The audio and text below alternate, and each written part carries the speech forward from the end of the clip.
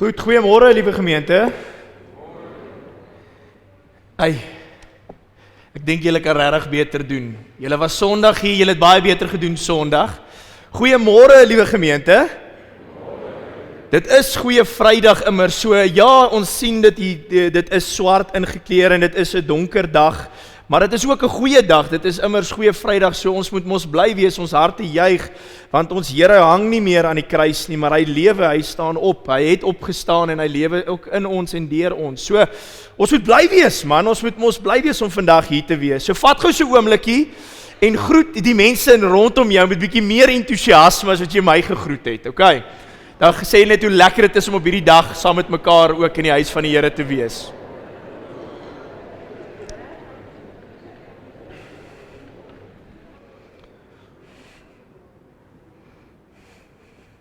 Wie van julle het gedoen wat ek gesê het? Het julle nie net gegroet nie, maar julle het eintlik gesê hoe bly julle is om hier te wees? Sien, julle het nie geluister nie. Maar dis okay, ek is ons nou daarom in die vergewingsbedryf, so ek mag julle vergewe, ek sal julle vergewe daarvoor. Maar mag die tyd wat ons vandag saam met mekaar en saam met die Here het, mag dit tot sy eer geskied en mag hy geëer en verheerlik word, dit wat ons vandag gaan doen. So ek wil vra, kom ons raak so oombliekie stil, ons begin ook op die korrekte wyse om in aanbidding en afhanklikheid voor die Here net 'n oomblik stil te word.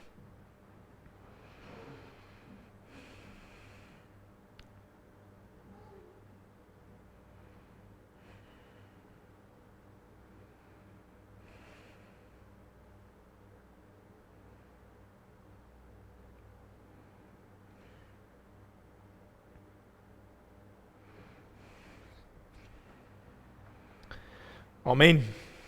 Kom ons staan, dan sing ons toetrede lied 157, Here Jesus ons is saam.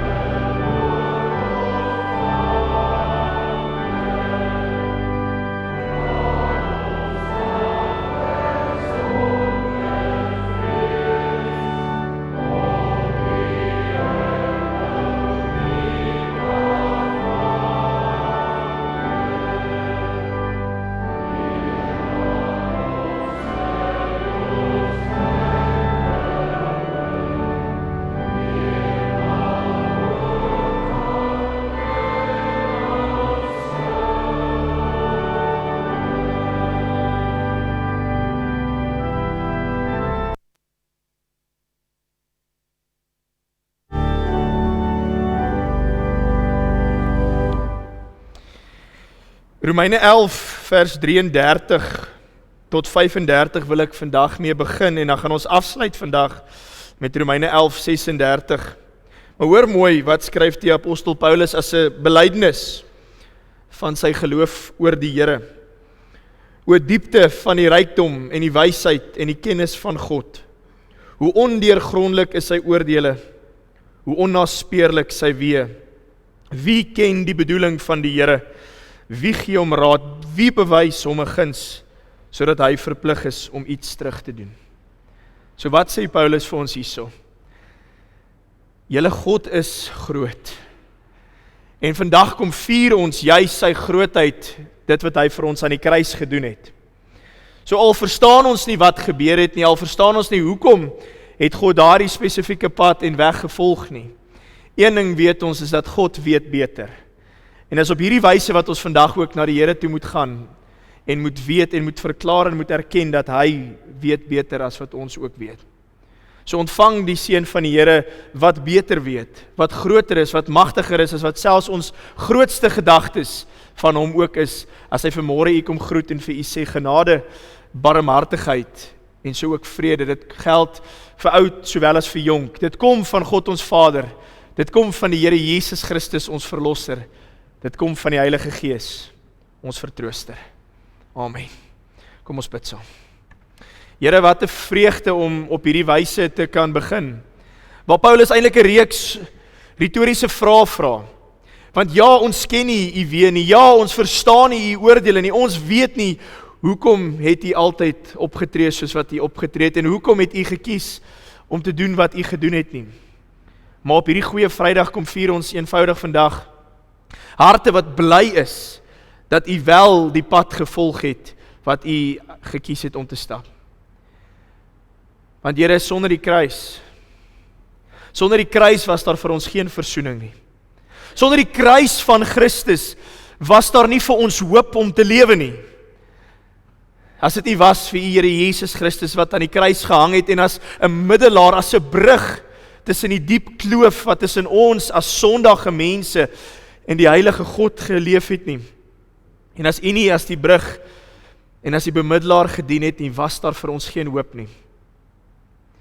En ja, Here, al kom herdenk ons die swaar dat u aan die kruis gesterf het vir ons, kom herdenk ons dit met 'n hart wat jubel en juig van dankbaarheid en van blydskap.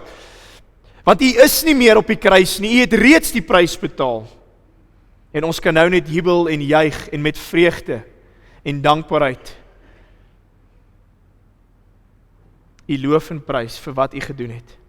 Dankie dat u vir ons die weg gebaan het, sodat ons ook nou die kans op lewe kan hê. Maar nie net dit nie, dat ons die lewe kan hê en dit kan leef in oorvloed. Nie net hierdie lewe aan hierdie kant van ewigheid nie, maar ook aan die ander kant.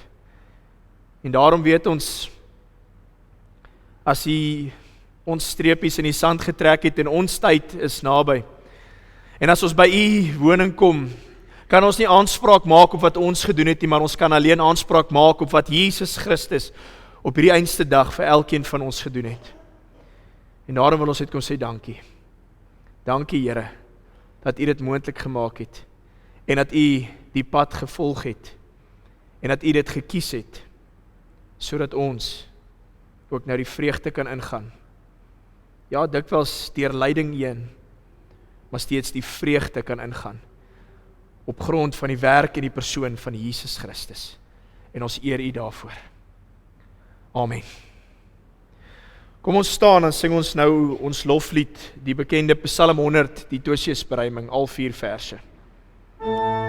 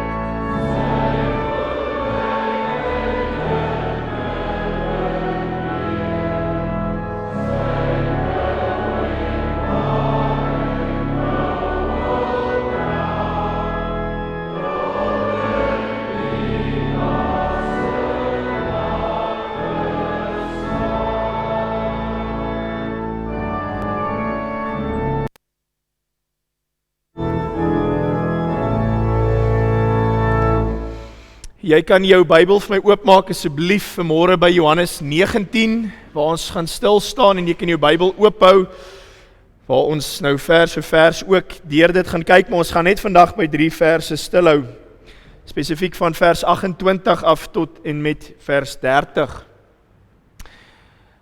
Het jy al ooit gewonder, waarom noem ons die dag waarop die Here Jesus Christus gesterf het aan 'n kruis, en die toorn van God wat bestem is vir ons verduur het, waarom noem ons hierdie dag Goeie Vrydag? En soos ek my voorbereiding gedoen het vir vandag, en hoe meer ek in die woord hieroor delf, hoe meer raak dit vir my bekend waarom dit Goeie Vrydag is. En vandag gaan ons so 'n bietjie sien, deur 'n enkele moment van dit wat Jesus aan die kruis doen, terwyl hy aan die kruis hang, waarom ons dit ook Goeie Vrydag noem. Want dit is immers 'n Goeie Vrydag. Ja, ons vier die donkerte van hierdie dag, en ons jubel en ons juig oor Sondag wat kom, dat hy opgestaan het en dat hy lewe. Maar selfs reeds op Goeie Vrydag het hy aangekondig, hoekom ons dit Goeie Vrydag noem, en hoekom ons dit vier, hoekom dit nie meer vir ons net rede is, om hartseer en vrae te hê oor waarom die Here hierdie weg moes gevolg het nie, maar hoekom ons met blydskap kan weet, hy het doelbewustelik hierdie weg gevolg, en dat ons dit immers kan vier as 'n Goeie Vrydag. En dit staan opgeskrywe in eintlik hierdie 3 verse wat ons vandag na gaan kyk. So ek gaan dit vir ons lees, en dan gaan ons vra dat die Here vir ons sal lei deur sy woord ook in gebed. So kom ons lees die bekende vers 28 tot 30, Johannes 19, wat sê, hierna, nadat Jesus oorgelewer is, om gekruisig te word, nadat Jesus reeds gekruisig is, terwyl hy aan die kruis hang, hierna het Jesus, met die wete dat alles klaar volbring is, en sodat die skrif vervul kan word, gesê, ek is dors. Daar het 'n kan vol suurwyn gestaan, die soldate het toe 'n spons vol suurwyn op 'n hyssoptakkie gesit, en dit teen sy mond gehou, en nadat Jesus die suurwyn gekry het, het hy gesê, dit is volbring. Toe het hy sy kop vooroor laat sak, en die laaste asem uitgeblaas. Amen. Ontvang hierdie woord ook as die heilige en onfeilbare woord van God. Kom ons raak stil en ons vra sy seën. Almagtige Vader, dankie dat ons nou die voorreg kon gehad het om die woord te kon oopmaak en die woord te kan lees. En ons weet, ons kan slegs die woord verstaan as gevolg van die kragtige werking van die Heilige Gees in elkeen van ons se lewens, want ons lees nie die woord sonder insig met die Gees nie, ons lees nie die woord sonder die krag van die Heilige Gees, wat dit vir ons oopmaak, en ook lewend maak nie. En daarom het ons nou die woord gelees, en ons is dankbaar. Dankbaar want ons weet, U het nou reeds gespreek, op 'n wyse, op 'n manier, wat ons nooit uit ons eie krag en vermoëns sal kan doen nie. En nou vra ons dat U ook met ons sal wees, soos wat ons nou gaan verklaar wat U al reeds vir ons gesê het, en wat U wil hê ons moet hoor vandag, en ons vra net dat U seënende hand ook daarop sal rus. Dat U elke hart sal aanspreek, elke gedagte sal oopmaak, elke ore aandagtig sal laat luister, sodat ons vernuwe van hart en vernuwe van gees ook hier vandag sal wegtree. Dankie vir die voorreg wat ons het om U kinders te kan wees.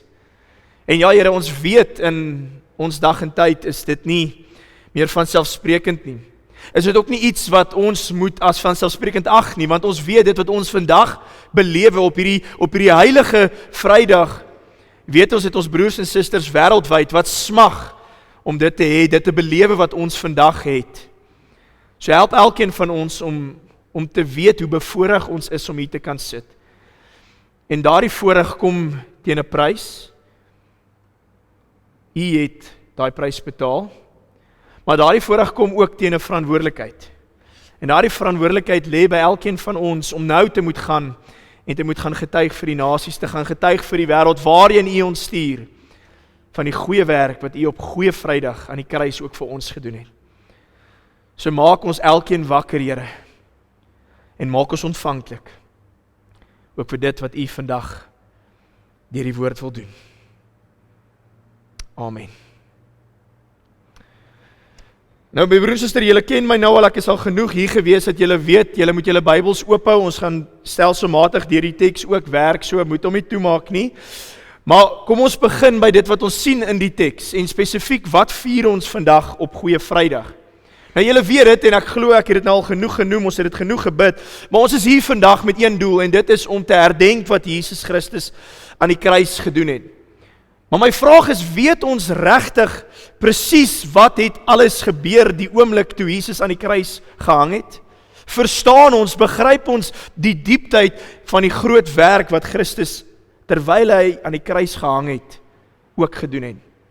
Nie net het Jesus 'n ongelooflike daad en dade gedoen op pad na die kruis toe wat ons soveel van kan leer en dan soveel kan vashou nie. Nie net nadat hy uit die dood uit opgestaan het op opstanding Sondag het hy ongelooflike goed gedoen nie, maar terwyl hy aan die kruis gehang het, het hy vir ons 'n klomp goed geleer en 'n klomp goed kom wys van wie hy is, maar ook wat het hy gaan doen. En dit is ongelooflik saamgevat in die teks wat ons vanmôre gelees het. So lees saam met my, hierna het Jesus met die wete dat alles klaar volbring is en sodat die skrif vervul kan word gesê, ek is dors. So hierna, nadat hy klaar aan die kruis hang, nadat hy klaar oorgelewer is om gekruisig te word, so jy moet verstaan wat is hier besig om te gebeur. Dit wat ons nou na kyk, is terwyl Jesus aan die kruis hang. Dis nie voor die tyd nie, en dis ook nie na die tyd nie, dis terwyl hy aan die kruis hang, gebeur hierdie gebeurtenis wat ons nou gelees het. Maar dan gebeur iets ongeloofliks, hoor mooi wat sê die teks, met die wete dat alles klaar volbring is. Ons kan so maklik oor dit lees, asof daar nie diep waarde daarin vervat is nie, asof daar nie iets ongeloofliks daarin opgeskryf is nie. Maar net in daardie paar woorde, waar daar staan, met die wete dat alles klaar volbring is, sien ons, wie verklaar Jesus vir ons is hy. Hy verklaar vir ons deur daai paar woorde dat hy is God. En nou kan jy sit en dink, maar hoekom kan ek dit sê? Hoe kan ek dit sê? Hoe kan ek daai lyn trek, dat Jesus met die wete dat alles klaar volbring is, dat dit vir ons 'n bevestiging is dat hy God is? Want wat is een van die eienskappe wat ons as gelowiges toe-eien aan die Here? Aan die Here God, dat hy is alwetend, né? En alwetend beteken dat God weet wat kom, God weet wat gaan gebeur. Ek en jy weet nie. Ek kan spekuleer, dat as ons almal na die diens uit die kerk uitstap, gaan ons gaan koffie drink en ons gaan ietsie lekkers gaan eet. Maar as ek daai aanname maak, dan spekuleer ek net. Ek kan nie met sekerheid in my hart sê, ek is oortuig dat dit wel gaan gebeur nie, want net een individuele een van julle kan besluit om huis toe te gaan, en dan bevestig dit dat ek nie alwetend is nie. Maar die feit dat Jesus aan die kruis hang, en alreeds weet dat alles volbring is, en eers 2 verse later sê, dit is volbring, bevestig dit vir ons sy godheid. Bevestig dit vir ons wie Jesus homself wys om te wees terwyl hy aan die kruis hang. Voordat hy uitverklaar dat alles is volbring, die doel van sy menswording op hierdie aarde is volbring. Voordat hy dit uiter met sy mond, met sy lippe, weet hy alreeds dit is volbring omdat hy alwetend is. Hoe ongelooflik is dit nie? En Johannes wil hê ons moet dit verstaan. Daarom skryf Johannes dit vir ons. Hy wil hê ons moet weet dat hierdeur word daar op die kruis vir ons bevestig dat Jesus is wie hy altyd gesê het hy is. Dat hy is God self. Sjoe. Ongelooflik hoe ons net maklik oor dit kan lees asof dit nie diep waarde het nie, maar dit eintlik ongelooflik roemryk is, né? En dis wat gebeur as ons ook stelselmatig vers vir vers deur die woord lees. Dan begin ons hierdie goeters raak lees. Maar nie net hang Jesus aan die kruis en hy weet as God alwetend dat alles klaar volbring is nie. Die vers gaan verder. Maar ook sodat die skrif vervul kan word, het hy gesê, ek is dors. So, jy moet baie mooi verstaan, Jesus sê, ek is God deur die feit dat hy die wete het dat alles reeds volbring is. Maar hy is ook God wat in lyn optree met die woord van die Here. Jesus het nie eenmal in sy aardse lewe en sy aardse bediening losstaande van die wil van die Here geleef en losstaande van die wil van die Here nagevolg nie. Jesus het sy Vader so intiem geken en so intiem lief gehad, daarom het hy die wil van die Vader in alles gehoorsaam en gedoen. Soveel so dat alles wat in die Ou Testament geleer is en van geprofeteer is, het Jesus volledig nagekom. En hier sien ons die voorbeeld daarvan, sodat die skrif vervul kan word. Jesus het in lyn met die skrif altyd geleef. En dis iets ongeloofliks belangrik, want Jesus het sy Vader lief, daarom gehoorsaam hy hom, daarom volg hy sy Vader se wil. En hy gee dieselfde opdrag vir my en vir jou in Johannes 14 vers 15 as hy sê, as jy my waarlik lief het, sal jy my gebooie gehoorsaam. So nie net leer hy dit in Johannes 14, dat dit van my en van jou af ook moet wees, en 'n bewys daarvan moet wees dat ons hom waarlik lief het, dat ons sy gebooie sal gehoorsaam nie, maar hy is self die beliggaming daarvan. Dat hy het nie net opgetree soos hy wou nie, maar hy het opgetree soos die Vader wou hê hy moes. Hy het altyd in lyn met die skrif geleef en opgetree. En terwyl hy aan die kruis hang, doen hy dieselfde.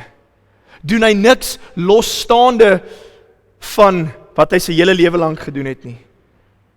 In daardie einste oomblik is hy steeds besig om die wil van sy Vader na te streef, deur om die skrif tot vervulling te bring. En die skrif wat tot vervulling gebring word met die woorde wat Jesus uiter, ek is dors, is die bekende Psalm 69. Julle kan gerus na daardie Psalm op julle eie tyd gaan kyk, weens tyd gaan ek nou nie vandag by dit uitkom nie. Maar Psalm 69 is 'n Psalm wat toegeskrywe word aan koning Dawid, en dit word beskryf as 'n lamentspsalm. So, jy kan eintlik maar sê 'n treurpsalm, 'n hartseer psalm. En in hierdie psalm sien ons hoe vertel Dawid iets van wat hy in sy eie lewe belewe. Dat Dawid word sonder rede verstoot, verwerp en gehaat. Sien ons dat Dawid sê, hy het hierdie diep ywer om by die huis van die Here te kom, om die Here saam met sy medegelowiges staan bid. Sien ons dat Dawid self sê, toe hy dors was, het sy vyande vir hom geoffer wat Jesus aan die kruis geoffer was. Toe hy uitgeroep het, ek is dors. Nou daar's baie teoloë wat spekuleer, maar is Psalm 69 'n profetiese psalm wat sy uiteindelike vervulling kry in die Here Jesus Christus? En daar's weer ander teoloë wat sê, maar dit is maar net 'n psalm wat eintlik maar net die leidingspad van Dawid vir ons definieer. Maar ek wil vandag sê, as ons die woord pertinent lees, dan sien ons, word Jesus beskryf as die groter Dawid. Daarom sing die skare mense, Palm Sondag wat ons nou laas Sondag gevier het, loof hom, prys die seun van Dawid. Jesus word in die Bybel beskryf as die groter Dawid. So of ons nou wil spekuleer of Psalm 69 'n profetiese psalm is, en of dit nou net 'n eenvoudige psalm is wat die leidingsweg van Dawid verklaar, is daar een ding seker. Dat dit wat Dawid beskrywe in Psalm 69 is presies op 'n drup wat met die Here Jesus Christus ook aan die kruis gebeur. Selfs ook vroeër dit. In Johannes 2 sien ons dat Jesus het hierdie geweldige ywer vir die huis van die Here. Psalm 69 vers 10. In Johannes 15 sien ons Jesus sê, hou moed, die wêreld gaan julle haat, as julle met my geassosieer word, omdat hy my eerste gehaat het. Psalm 69 vers 5, die mense haat hom sonder rede. Maar dan die perfekte woorde, wat Jesus sê in Johannes 19 vers 28, ek is dors, is die einste woorde wat Dawid uiter, ek is dors, en hulle het vir hom geoffer, presies dit wat hulle vir die Here Jesus geoffer het, toe hy daardie woorde geuiter het. Soos ek vandag vir u kan sê, dan wil ek vir u sê, Psalm 69 is sonder twyfel 'n profetiese psalm, wat sy uiteindelike vervulling in die Here Jesus Christus aan die kruisdood kry. Want buitendien wys die hele Bybel na Jesus Christus toe. Van Genesis 1 af tot Openbaring 22 kan ons een goue lyn trek en dat alles wys na Jesus toe. So jy moet baie mooi oplet. Goeie Vrydag is immers Goeie Vrydag, omdat Jesus aan die kruis vir ons wys wie hy is, dat hy is waarlik God, en die feit dat hy alwetend is, en weet dat dit waarvoor hy gestuur is, volbring is, selfs voordat hy dit uitroep. Maar hy wys nie net wie hy is nie, hy leer ons ook, terwyl hy aan die kruis hang, dat hy steeds ten spyte daarvan, ten spyte van die kruis, nog gehoorsaam aan die wil van die Vader lewe. Die skrif tot vervulling bring. Dat hy nie losstaande van die Bybel, van die woord van die Here lewe nie. Hoe ongelooflik is dit nie? Maar kom ons gaan aan. Want dis nie al roemrykheid wat in hierdie teks opgeskryf is. Die vers 29, daar het toe 'n kan vol suurwyn gestaan, die soldaat het toe 'n spons vol suurwyn op 'n hyssoptakkie gesit en dit teen sy mond gehou. Nou ek kan 'n klomp goeters uitlig, maar weens tyd sal ek een enkele ding uitlig. En dit is die spesifieke takkie wat gebruik is om die sponsie op te sit en na Jesus se mond toe te lig. Wie kan vir my sê, waar is die eerste gebruik van 'n hyssoptakkie in die Bybel opgeskrywe? Okay, julle hoef my nie te sê nie, maar ek weet julle almal het die antwoord. Nee, julle almal weet. Weet jy waar is die hyssoptakkie die eerste keer in die Bybel gebruik? Toe God vir die volk die opdrag gegee het en gesê het, slag die lam, en gebruik 'n hyssoptakkie om die bloed van die lam oor die deurkusyn te smeer, sodat die engel van die dood wat verby moet gaan met die 10de plaag, julle sal mis, want die bloed wat oor die deurkusyn gesmeer is, sal die getuienis wees, dat julle aan my behoort. En Johannes wil vir ons baie duidelik laat verstaan, dis hoekom hy die hyssoptakkie gebruik, dat ons moet simbolies verstaan wat hier besig is om te gebeur. Die einste hyssoptakkie wat uitgereik word na Jesus toe, wat suurwyn bevat, sal sy bloed sal ook beleef word, sy bloed sal drup op daardie hyssoptakkie. Want soos wat God gesê het, as jy die hyssoptakkie gebruik om die bloed te smeer en die vryspraak te kry, moet jy weet dat nou gaan die een wat sterwe, sy bloed wat gevloei het, sy bloed wat geloop het, sy liggaam wat gebreek is, sal 'n volmaakte offerlam wees, sodat nooit 'n ander een weer hoef geslag te word nie, want hierdie einste een wat aan die kruis hang, hy is die volmaakte offerlam. Hoe ongelooflik is dit nie? Dieselfde tak wat gebruik is om vir die volk die eerste keer vryspraak te beteken, is dieselfde tak wat God gebruik het by sy seun se kruisiging. En ek wil hê jy moet die simboliek daarin raak sien.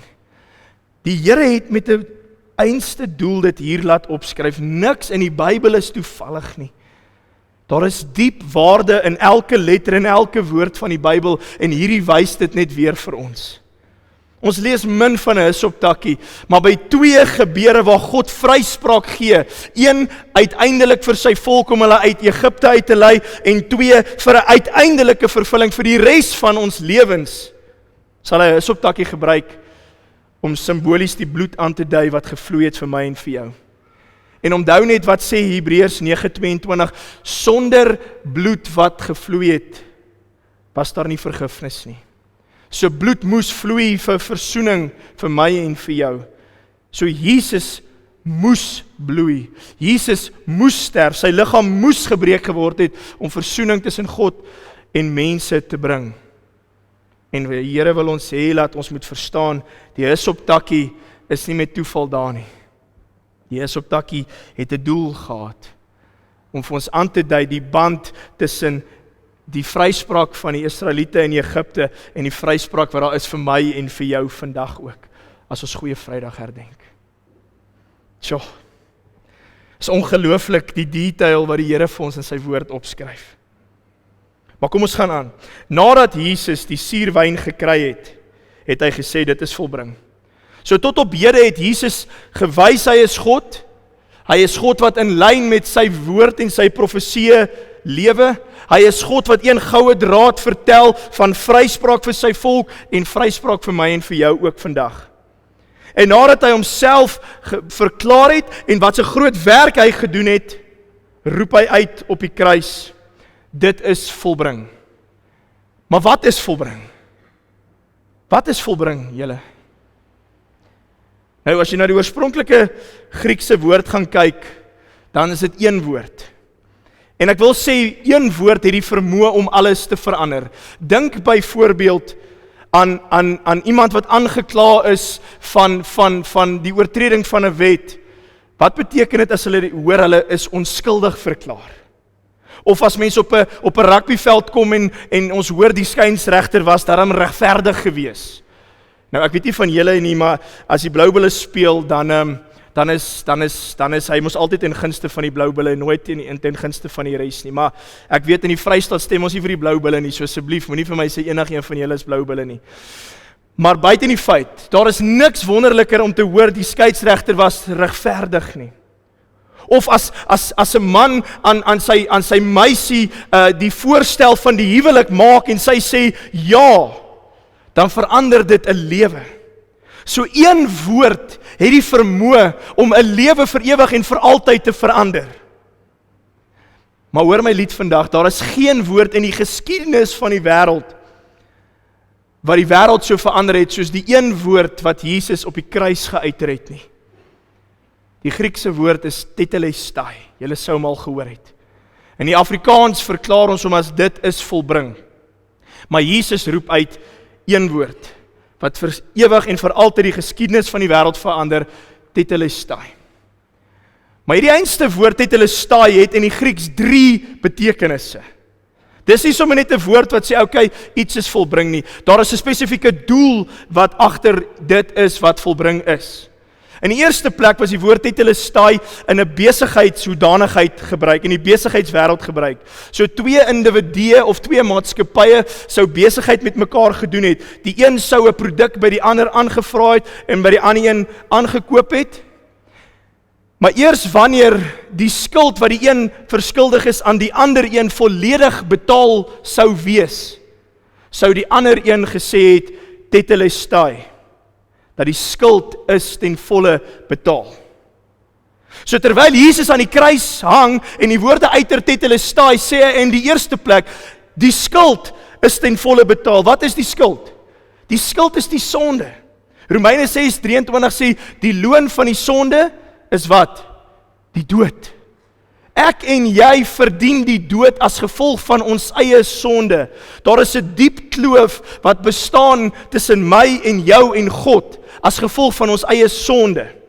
Maar Jesus wat sterf aan die kruis en wat uitroep, sê hy, ek vul daardie kloof, ek bou 'n brug, dat daar 'n weg tussen julle en God kan wees, want die skuld wat moes betaal geword het, die skuld van die sonde, die dood, word nou betaal deur my dood aan die kruis. So jy sien hoe ongelooflik is dit, wat Jesus eintlik aan die kruis sê met sy woorde, hy het al reeds geweet dit is volbring, nou bevestig hy, wat is volbring? Volbring is die feit dat die skuld nie langer meer hoef gedra te word nie. Die skuld is ten volle betaal. En kan ek net op hierdie noot gou iets belangrik sê? Ek praat met 'n groot vriend van my in die week en hy sê vir my sy grootste stryd is om sy gemeente te laat besef dat hulle is sondaars, maar hulle is begenadigde sondaars. So baie van ons hak vas in die sonde, dat ons is volledig sondaars, maar ons het vergeet dat ons het reeds die prys is betaal. Die skuld is reeds gedra. Dat ons moet ergens van die sondaar oorloop na die begenadigde sondaar toe. Ons moet ergens oorloop van die weg wat ons sê, so gemaak, so gelaat staan. Asseblief moet dit nooit weer sê nie, want dit is woorde wat reguit uit die hel uitkom. Jy is nie so gemaak en so gelaat staan nie. Jy is gemaak deur die Here, maar jy is vernuwe en verander deur die woord en deur die gees van die Here en nuut gemaak. Maar ergens moet ons besef, as gevolg van die Here wat die woorde uiter tetelestai, dit is volbring, is die skuld wat op jou lewe rus as gevolg van jou sonde ten volle betaal. Maar dis nie al wat die woord tetelestai beteken nie. Hy is nie net in 'n besigheidswêreld gebruik nie, hy is ook in 'n wettiese of in 'n regstelsel gebruik, waar iemand was skuldig teen om die wet te oortree, en hy moes 'n vonnis gekry het, sê nou maar van 10 jaar vir 'n moord wat hy gepleeg het. En dan wanneer jy jou 10 jaar uitgedien het, jou vonnis wat jy gegee is deur die regter uitgedien is, sou die regter uitgeroep het tetelestai, dat die vonnis is volledig uitgedien. So terwyl Jesus aan die kruis hang, dan sê hy vir ons, baie mooi, die vonnis van julle sonde, die vonnis wat julle moes betaal het, die vonnis wat julle moes leef, hoef julle nie meer te leef nie. As ek dit in eenvoudige terme kan sê, Jesus het in die tronk gaan sit, sodat ek en jy nie hoef nie. Jesus het ons plek gaan inneem, sodat ek en jy nie moet kry wat ons eintlik verdien het nie. Maar as hy uitroep Tetelestai, dan sê hy, die vonnis is klaar betaal. Jy hoef nie meer in die tronk te gaan sit nie. Jy hoef nie meer in die hel te gaan leef nie, as gevolg van wat hy gedoen het, want dit is waartoe almal van ons op pad was, as dit nie was vir God wat ingetree het en sy seun aan die kruis vir ons gegee het nie. Maar hoor mooi, Romeine 8:1 sê, daar is dus geen veroordeling vir hulle wat in Christus Jesus is nie. So ek en jy wat in Christus is, weet, die vonnis is vir ons uitgedien. Ons hoef nie meer 'n prys te betaal nie, ons hoef nie meer 'n vonnis uit te dien nie, dit is alles volledig betaal, dit is alles reeds uitgedien. Maar dit is net vir hulle wat in Christus is. As jy nie in Christus Jesus is, moet jy baie mooi hoor vanoggend, is die prys nie vir jou betaal nie, en is die vonnis nog nie vir jou uitgedien nie, en is vandag jou wake-up call, gaan maak reg en gaan kom in Christus. Want dis slegs in Christus wat daar nie meer vir jou veroordeling is nie. Maar dis nie die al betekenis wat dit beteken het ook nie. Hy het 'n derde betekenis wat gebruik was ook in 'n militêre hoedanigheid. So twee weermagte sou oorlog teen mekaar gevoer het. En die een weermag sou dalk magtiger gewees het as die ander weermag en sou 'n totale oorwinning gehad het en bewerkstellig het. En as daai ander weermag oorgegee het, totaal oorgegee het en gesê het, ons is klaar, ons kan nie meer veg nie, ons gee op, ons gooi die wit vlaggie, dan sou die generaal van die oorwinnende weermag uitgeroep het, Tetelestai, dit is volbring. Die oorwinning is ten volle behaal. So as Jesus aan die kruis hang, dan hang hy daar as een wat sê, ek het die skuld betaal, ek het die vonnis uitgedien, en ek het die oorwinning oor die dood, en oor die Satan, en oor die bose magte bewerkstellig. So jy moet baie mooi hoor, daarom dus is ek en jy wat in Christus is, nie meer langer sondaars nie, maar ons is nou oorwinnaars. Ons is oorwinnaars as gevolg van wat Christus Jesus gedoen het. Sjoe, hoe ongelooflik is dit nie? En Charles Spurgeon, die Prince of Preachers, sê, hierdie einste uitroep dat Jesus uiter Tetelestai, dit is nie 'n uitroep van een wat ly nie, dis nie 'n uitroep van een wat swaar kry nie, dis 'n uitroep van een wat oorwin. Dis 'n oorwinnaarskreet. Jesus roep met oormag uit, Tetelestai, ek het oorwin.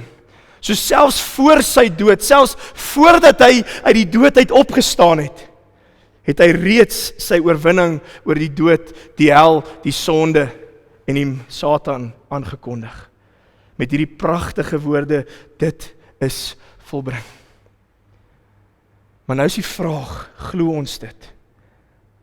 Glo ons as Jesus vir ons sê dat hy is God terwyl hy aan die kruis hang met die wete dat alles volbring is? Glo ons dat Jesus sy lewe in lyn met die skrif van God geleef het? Glo ons dat Jesus die vryspraak vir sy volk gegee het en dat hy vir ons vandag daai selfde vryspraak gee deur sy dood? En glo ons hom as hy vir ons op sy woord gee en sê dit is volbring? Dat ek hierdie prys betaal, dat ek hierdie vonnis vir jou uitgedien, dat ek het reeds die oorwinning vir jou behaal. Glo ons dit? En dan, as ons dit glo, wat maak ons daarmee? Ek wil afsluit deur om vir julle uit die Heidelbergse Katekismes uit, een van ons kerk se belydenisskrifte, ietsie te lees, wat eintlik so ongelooflik is, wat die Katekismes vra. Die Katekismes vra die volgende vraag: watter nut verkry ons nog verder uit die offer en die dood van Christus aan die kruis. Buiten dit wat ek nou net vir julle gesê het, buiten dat hy reeds oorwin het, buiten dat hy vir ons die vonnis uitgedien het, buiten dat hy vir ons die prys ten volle betaal het, wat se nut kry ons nog verder uit die offer en die dood van Christus? En dan antwoord die katekismus: deur sy krag word ons ou mens saam met hom gekruisig, gedood en begrawe. Romeine 6. Ons lewe nie meer soos ons in die ou lewe geleef het nie. Ons is dood, maar ons is saam met hom ook opgewek. Gevolglik kan ons sondige begeertes nie meer oor ons heers nie. Maar dan kom die gedeelte wat ek eintlik op wil fokus. Maar kan ons onsself as 'n dankoffer aan hom toewy. So as jy glo dat alles wat ons vandag na gekyk het in Johannes 19 waar is en bestem is vir jou, is my vraag: is ons lewe 'n dankoffer wat ons aan hom toewy vir wat hy aan die kruis vir ons gedoen het? En die antwoord is eenvoudig: jou lewe sal die antwoord wees. Jou lewe sal die getuienis wees. Ek hoef jou nie te vra, hoorie, is jou lewe 'n dankoffer wat aan die Here toegewy word as gevolg van wat hy aan die kruis gedoen het vir ons nie? Nee, ek moet net kyk na jou lewe. Ek moet net kyk na die vrug in jou lewe, dan sal ek klaar sien of dit waar is of nie. En dis die vraag wat ek jou vanmôre vra. Glo jy met jou hart, jou hele hart, dat Jesus se offer aan die kruis op hierdie goeie Vrydag het dit beteken vir jou en vir my lewe wat ek reeds vir u vertel het dit het? Maar dan lewe ons lewens wat 'n dankoffer aan hom toegewy is. Want as ons dit nie doen nie, dan wil ek so ver gaan om te sê, dan glo ons in die eerste plek nie. So die Here roep ons op vandag op hierdie goeie Vrydag om regtig in diepte daarna te kyk en in diepte daaroor te dink. Is ek in lyn met wat hy vir my geleer het? Is ek in lyn met wat hy van my vereis om te glo? En leef ek in lyn met dit wat deur sy kruisdood en offer aan die kruis vereis word? As dit nie is nie, roep die Here jou vandag op. Maar as dit is, gaan lewe net met vreugde en met dank in jou hart en getuig net vir die hele wêreld deur jou eie lewe wat Jesus aan die kruis vir jou gedoen het. Toe hy geroep het, dit is volbring. Amen. Kom ons bid saam. Here, wat 'n voorreg en 'n vreugde het ons nie om vanmôre op hierdie goeie Vrydag na u woord te kon luister en so in diepte ook na goed wat ons so maklik net kan oorlees, asof daar geen waarde is nie, maar eintlik enorme waarde dra. Dankie dat ons kan weet, terwyl hy aan die kruis hang, roep hy uit wie hy is. Hy is God, want hy is alwetend. Hy weet wat nog gaan gebeur, selfs voordat dit gebeur het, en hy het dit bestem dat dit so gebeur het. Hy het bestem, dis hoekom hy aan die kruis gehang het. Hy het bestem dat hy vir ons die prys ten volle betaal. Hy het bestem dat hy vir ons die vonnis sal uitdien. Hy het bestem dat hy die oorwinning sal behaal. En reeds in Genesis 3, toe Adam en Eva van die vrug geëet het en die sonde in die wêreld ingebring het, het hy al reeds die verkondiging gegee van die oorwinning. Toe gesê het in Genesis 3 vers 15, dat die saad van die vrou sal die kop vertrap en vermorsel, maar hy sal aan die hakskeen byt. Hy het reeds daar vir ons gesê wat u verlossingsplan is, dat hy u seun sal stuur om te sterwe aan 'n kruis, want om te sterwe en versoening te bring het gekom teen 'n prys. Die prys is dat u seun moes sterf vir ons. Maar deur daardie sterwe het die seun die kop vermorsel van die slang. Want die seun het die oorwinning aangekondig. Die seun het die vonnis uitgedien. Die seun het die skuld betaal toe hy uitroep, dit is volbring. En die bevestiging daarvan was toe u Here Jesus Christus Sondagoggend ook opgestaan het. So ons sien met vreugde uit ook vir Sondag, want ons weet ons kom herdenk soos ons elke Sondag doen, dat u het opgestaan. Maar die besonder ook hierdie opstanding Sondag, as gevolg van wat ons geweet het, u ook op hierdie goeie Vrydag gedoen het. So mag ons almal anders die wegstap as wat ons hier ingestap het, harte wat gevul is met dankbaarheid, sodat ons ook 'n lewende dankoffer ook vir u sal wees, waar u ons heen stuur. Ons dank U, Here, vir die voorreg en die vreugde wat ons nou kon geniet het om die woord te kon bestudeer en te kon verklaar en te kon hoor en te kon ontvang. En ons wil U eer, omdat ons vir U bitterlik baie lief is. So ontvang wat ons nou gedoen het, as 'n heilige, as 'n aanneemlike offer voor U. En lei ons ook nou, waar ons na die tafel toe kom, sodat ons met die regte gesindheid en die regte redes, ook die beker van danksegging en die volkome offer van die liggaam wat gebreek is, sal herdenk en vier tot U eer. Amen. Kom ons sing nou in reaksie op die woord wat ons gehoor het, voordat ons na die tafel toe kom, ons slotlied, lied 219, laat ons sing van ons verlosser. Staande.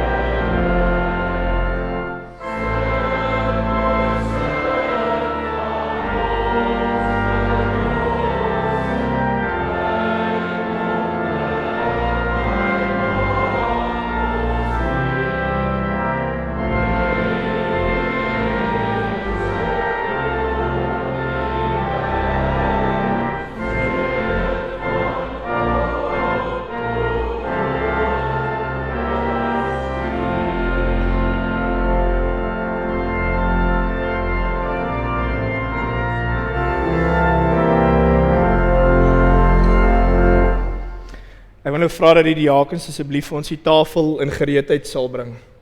En dan wil ek sommer die uitnooi wat gereël is om by die tafel saam met my te kom aansit om asseblief vorentoe te kom.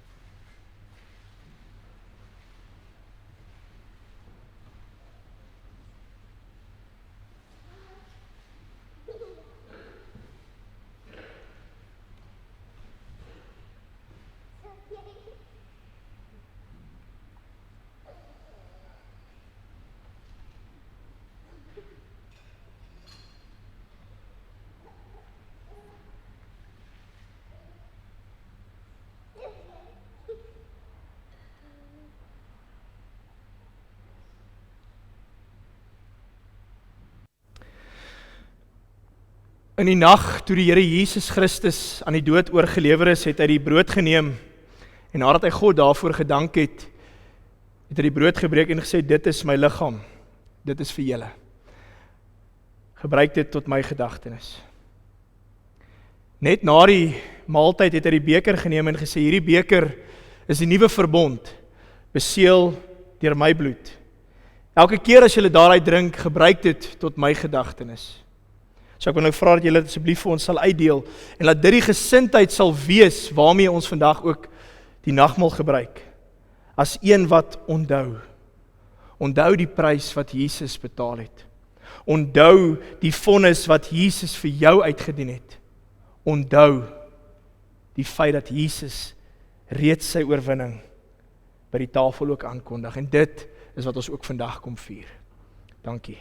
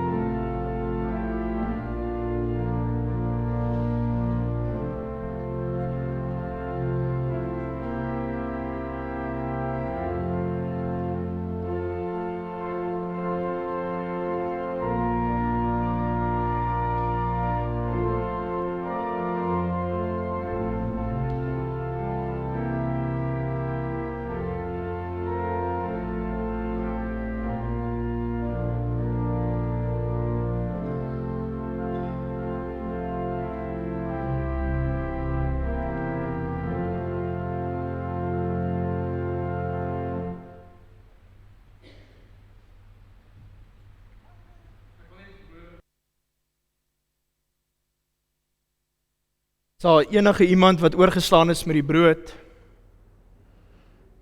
Enige iemand wat oorgeslaan is met die wyn? Goed. Geliefdes, wanneer ons nou by die tafel kom en ons die tekens van die nagmaal gaan gebruik, dan moet ons nie vergeet waarvoor en waarom ons dit gebruik nie. Ons gebruik die brood, omdat Jesus in die eerste plek dit vir ons gesê het om te doen, maar in die tweede plek, omdat hy gesê het, as julle die brood gebruik, onthou, dit herinner van my liggaam wat vir julle gebreek is. So neem nou die broodjie, eet daardie broodjie en onthou dat Jesus se liggaam is vir jou gebreek tot die volle vergewing van jou sondes.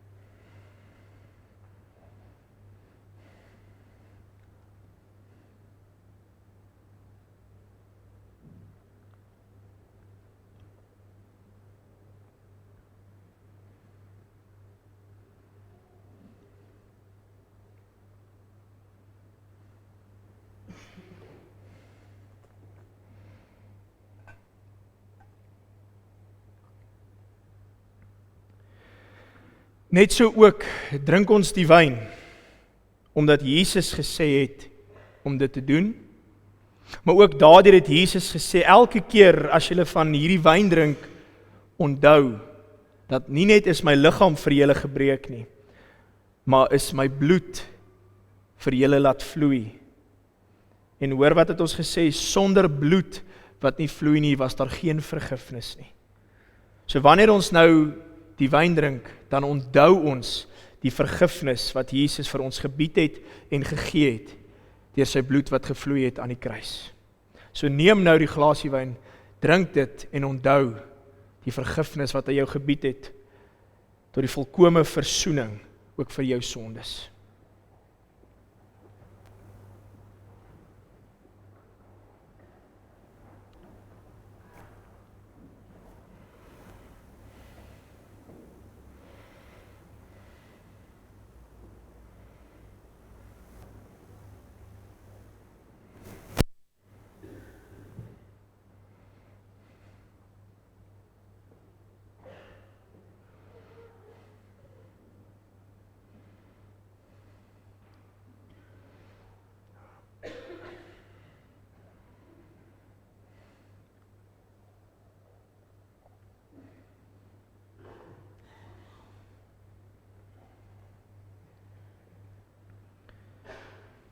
Here, dankie dat U die volmaakte prys betaal het. Dankie dat U U liggaam laat breek het vir ons. Dankie dat U U bloed laat vloei het vir ons. Dat ons die oorwinnaarskreet vandag kan uitroep, tetelestai, dit is volbring, nie as gevolg van ons wat iets gedoen het, maar as gevolg van wat U gedoen het. En ons wil U eer vir wat U gedoen het, Here. So dankie dat ons ook nou U liggaam wat gebreek is, U bloed wat gevloei is, kon herdenk het en kon onthou het, dat U dit alles gedoen vir ons. Vir ons almal gemeenskaplik, maar ook vir elkeen van ons individueel. En ons harte loop oor van dankbaarheid. Want ons weet nie een van ons het dit verdien nie. Maar U het dit met oorgawe vir ons gedoen. En lei ons nou deur die Gees, dat ons met oorgawe sal gaan getuig, dat Jesus is Here. Amen. Julle kan julle sitplekke weer gaan inneem, hoor.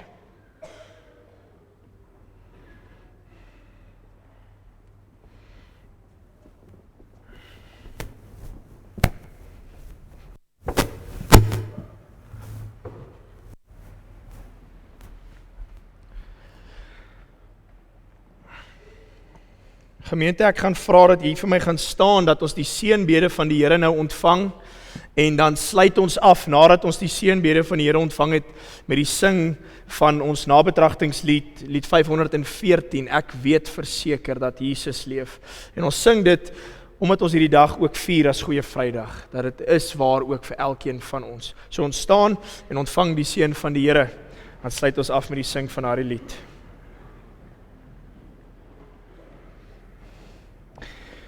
Jy sal onthou, ons het die erediens begin vanmôre deur om te kyk na Romeine 11 vers 33 tot 35, waar ons gesien het, dat nie een kan vergelyk met die werk en die weë van die Here nie.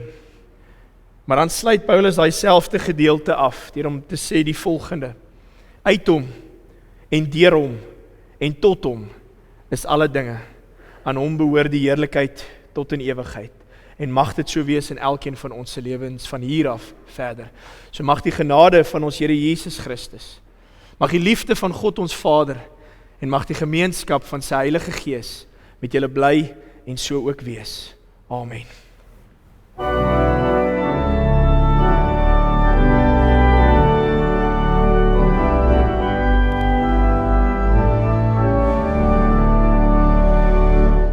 Ek weet verseker, Jesus is hier. Hy het my sonde uit liefde vergeef. Ek was verlore, maar is gevind. Nou het ek vrede, ek is Gods kind. Hy is my leidsman, hy laat my leef. Hy is oorwinnaar, hy is die Heer. Uit sy genade, liefde en trou, weet ons hoe God sy kinders behou. Lig is sy las en sag is sy juk. Hy gee vermoeides die ware geluk. Selfs as ek struikel en dit berou, hy sal vergewe, hy bly getrou. Hy is my leidsman, hy laat my leef. Hy is oorwinnaar, hy is die Heer. Uit sy genade, liefde en trou, weet ons hoe God sy kinders behou.